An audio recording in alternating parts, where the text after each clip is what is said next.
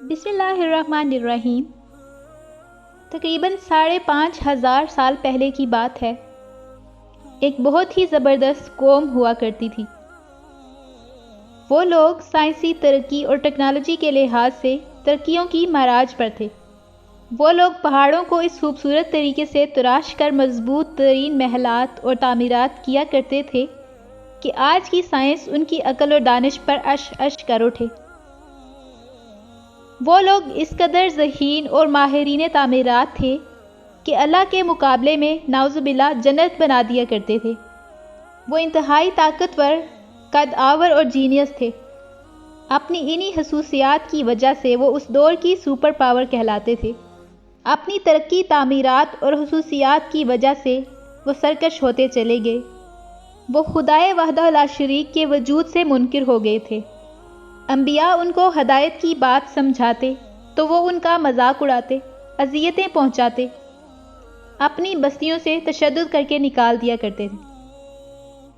وہ خطہ بہت سرسبز و شاداب تھا، لیکن جب ان پر عذاب نازل کرنے کا فیصلہ کر لیا گیا تو ان کے ہاں بارشیں روک دی گئیں، لیکن وہ پھر بھی باز نہ آئے۔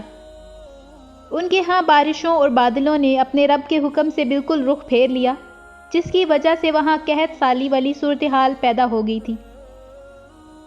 پھر ایک روز انتہائی عجیب و غریب واقعہ رونما ہوا۔ انہوں نے ایک روز آسمان پر اٹھنے والے ایک دھوئیں کے بادل کو دیکھا جو تیزی سے ان کی طرف بڑھ رہا تھا۔ اس بادل کو دیکھ کر وہ بہت خوش ہوئے اور سمجھے کہ ان کی قحط سالی ختم ہو گئی ہے۔ یہ بادل خوب برسے گا اور ایک بار پھر ان کے ہاں ہر طرف ہریالی اور سبزے کا دور دورہ ہو جائے گا۔ لیکن یہ بادل قہر برسانے والا تھا۔ یہ وہ بادل نہیں تھا، بلکہ اس بادل نے سوائے ان کے مضبوط مکانات، محلات کے کچھ بھی نہیں چھوڑا تھا۔ قرآن پاک میں اس واقعے کا ذکر کچھ اس طرح ملتا ہے۔ پھر جب انہوں نے اسے دیکھا کہ وہ ایک ابر ہے جو ان کے میدانوں کی طرف بڑا چلا آ رہا ہے، وہ کہنے لگے کہ یہ تو ابر ہے جو ہم پر برسے گا۔ نہیں، بلکہ یہ وہی ہے جسے تم جلدی چاہتے تھے، یعنی آندھی جس میں دردناک عذاب ہے۔ وہ اپنے رب کے حکم سے ہر ایک چیز کو برباد کر دے گی۔ پس وہ صبح کو ایسے ہو گئے کہ سوائے ان کے گھروں کے کچھ نظر نہ آتا تھا۔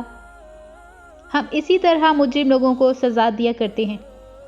وہ ہوا جہاں جہاں سے گزرتی، انسانوں کے جسموں سے گوشت کو اتار کر اسے صرف ہڈیوں کا پنجر رہنے دیتی۔ وہ ہوا ایسی بانجھ کر دینے والی تھی جیسے تابکاری کسی جگہ کی زمین کے اندر تک اثر کر کے اس کو بانجھ کر دیتی ہے، کسی چیز کو پیدا نہیں ہونے دیتی۔ اللہ تعالیٰ نے قرآن کریم میں ارشاد فرمایا ہے، اور تمہارے لیے نشانی ہے عاد میں، جبکہ ہم نے ان پر ایک ایسی بے خیر ہوا یا بانجھ ہوا بھیجی تھی۔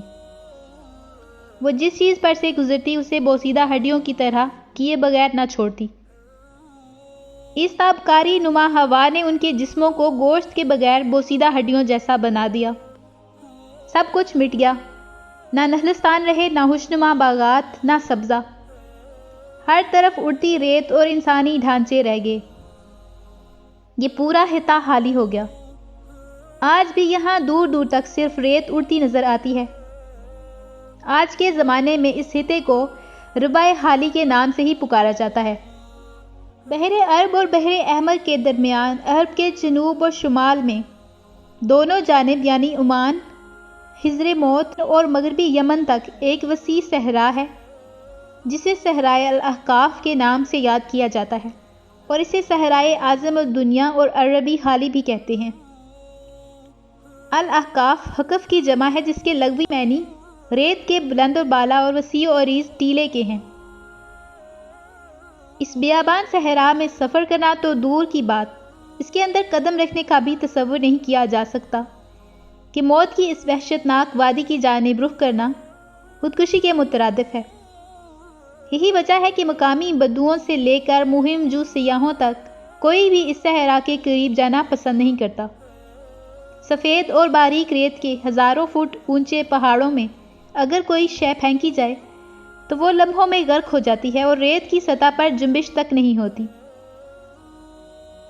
یہ صحرا اللہ تعالیٰ کی کھلی نشانیوں میں سے ہے اور دنیا کے لیے عبرت کی جگہ بھی۔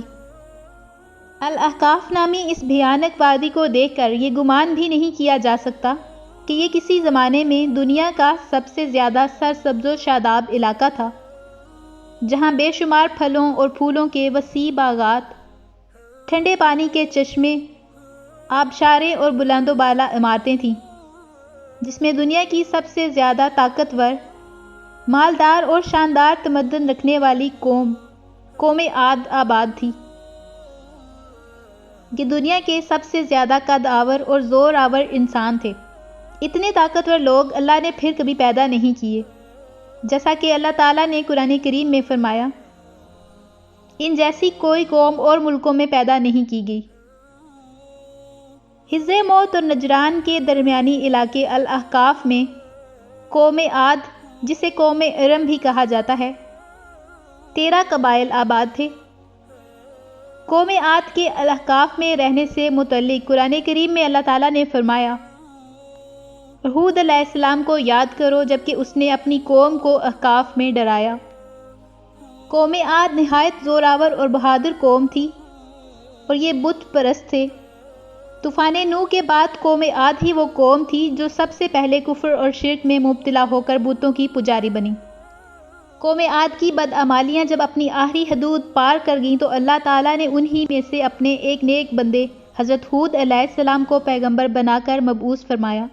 حضرت ہود علیہ السلام ایک طویل عرصے تک اپنی قوم کو واعظ و نصیحت کرتے رہے، کبھی ان کو اللہ تعالیٰ کی طرف سے عطا کردہ نعمتوں کی یاد دلاتے تو کبھی عذاب الہی سے ڈراتے، لیکن وہ بہرے اور اندھے بنے رہے۔ تاریخی کتب میں ہے کہ حضرت ہود علیہ السلام مسلسل 50 برس یا اس سے بھی زیادہ درس و نصیحت میں مصروف رہے، مگر قوم نے ان کی دعوت قبول کرنے سے انکار کر دیا تو بالآخر انہوں نے بارگاہ الہی میں مدد کے لیے دستے دعا دراز کیے۔ اللہ تعالیٰ نے اپنے نبی کی دعا قبول فرمائی اور قوم عاد پر عذاب کی ابتدا ہو گئی۔ ان پر بارشیں روک لی گئیں۔ دیکھتے ہی دیکھتے سرسبز و شاداب کھیت سوکھنے لگے، مویشی مرنے لگے، یہاں تک کہ لوگ پانی کی بوند تک کو ترسنے لگے۔ پوری قوم خشک سالی کا شکار ہو کر بدحال اور پریشان ہو گئی۔ یہ سلسلہ مسلسل 3 سال تک جاری رہا۔ حضرت ہود علیہ السلام سے اپنی قوم کی یہ پریشانی دیکھی نہ جاتی تھی۔ پھر ایک دن انہوں نے اپنی قوم سے فرمایا کہ اے میری قوم کے لوگو، اپنے پالنے والے سے بخشش مانگو، اس کے آگے توبہ اور استغفار کرو، وہ تم پر آسمان سے موسلا دھار بارش برسائے گا۔ لیکن حضرت ہود علیہ السلام کے لاکھ سمجھانے کے باوجود اس قوم پر کوئی اثر نہ ہوا۔ پھر ایک دن انہوں نے سیاہ ابر کو آسمان پر چھاتے ہوئے دیکھا۔ وہ لوگ بہت خوش ہوئے اور سمجھنے لگے کہ اب خشک سالی ختم ہو جائے گی، چنانچہ قوم نے خوشیاں منانی شروع کر دی۔ لیکن حضرت ہود علیہ السلام سمجھ گئے تھے کہ یہ عذاب الہی ہے۔ انہوں نے ایک بار پھر اپنی قوم کو مخاطب کرتے ہوئے فرمایا کہ اے میری قوم، یہ اللہ کا عذاب ہے جو تم پر نازل ہونے جا رہا ہے۔ پھر دیکھتے ہی دیکھتے وہ بادل تیز آندھی کی صورت اختیار کر گئے اور تیز آندھی کا یہ عذاب 7 راتوں اور 8 دنوں تک مسلسل جاری رہا۔ آندھی نے کسی ایک کو بھی باقی نہ چھوڑا کہ ہر ایک کے پاس پہنچ گئی۔ غاروں کے اندر، پہاڑوں کی گھاٹیوں اور چوٹیوں، گھروں، محلات اور قلعوں کے اندر سب کو فنا کر ڈالا۔ اس خوفناک آندھی سے حضرت ہود علیہ السلام اور ان کے ساتھیوں کو اللہ تعالیٰ نے محفوظ رکھا اور انہوں نے خطیرہ نامی ایک بستی میں پناہ لے لی، جہاں عذاب ان تک نہیں پہنچا اور وہ امن اور سکون سے رہے۔ 4000 سال گزر گئے۔ ایک روز اسی علاقے سے دنیا کے بہترین انسانوں کا ایک لشکر گزرا جس کی قیادت کائنات کے سب سے بہترین انسان کر رہے تھے۔ لشکر ایک طویل مسافت طے کر کے آ رہا تھا۔ اہل لشکر نے اس خطے میں کچھ کھنڈرات دیکھے تو وہاں کچھ دیر رک کر آرام کرنے اور کھانے پینے کا ارادہ کیا۔ وہیں ایک کنواں بھی موجود تھا۔ اہل لشکر نے کنویں سے پانی لیا، کچھ خشک لکڑیاں اکٹھی کیں اور ان کو جلا کر روٹی اور سالن تیار کرنے لگے۔ جب دو جہاں کے سردار صلی اللہ علیہ وسلم اور لشکر کے قائد کو اس بارے میں معلوم ہوا تو آپ صلی اللہ علیہ وسلم نے اپنے ساتھیوں کو حکم دیا کہ کنویں سے نکالا ہوا پانی، پکائی ہوئی روٹیاں اور تیار شدہ سالن کو ضائع کر دو اور اس میں سے کچھ بھی نہ کھاؤ اور نہ ہی پیو، جتنی جلدی ہو سکے یہاں سے آگے نکل جاؤ۔ یہاں پر ایک قوم کو عذاب دیا گیا تھا۔ یہاں کی کسی چیز کو مت استعمال کرنا۔ یہ کھانا جو ایک بڑے لشکر کے لیے تیار کیا گیا تھا بہت بڑی مقدار میں تھا، لیکن آپ صلی اللہ علیہ وسلم کے حکم پر سارے کا سارا ضائع کر دیا گیا۔ قرآن کریم میں اس ہوا کے لیے لفظ ریح العقیم کا لفظ استعمال کیا گیا ہے۔ ریح کا مطلب ہوا اور عقیم بانجھ عورت، مرد یا زمین کو کہا جاتا ہے۔ علماء کرام اس لفظ بانجھ ہوا کے معنی عرصہ دراز تک تلاش کرتے رہے، لیکن ایسی بانجھ ہوا کے بارے میں نہ جان سکے جو اتنی ہلاکت خیز تھی کہ جسم سے گوشت پگھلا کر ہڈیوں کو بوسیدہ کر دے اور اس جگہ پر موجود ہر چیز کو ایسا بانجھ کر دے کہ وہاں ہزاروں سال بعد بھی کوئی چیز کچھ پیدا نہ کر سکے۔ موجودہ دور میں جب ایٹمی تجربات اور ان کی تابکاری کے بارے میں جاننے کے بعد خیال اس طرف جاتا ہے تو قرآن کریم کی ان آیات کے مفہوم سمجھ آنے لگتے ہیں۔ ایک ایسا بادل جو نہایت برق رفتاری سے بڑھتا ہے اور پھر آنن فانن تباہی مچا دیتا ہے، کسی کو سنبھلنے کا موقع ہی نہیں دیتا۔ پھر اس کے بعد ایک ایسی بانجھ ہوا جو سب کچھ ختم کر کے ہزاروں سال تک وہاں کچھ پیدا نہیں ہونے دیتی۔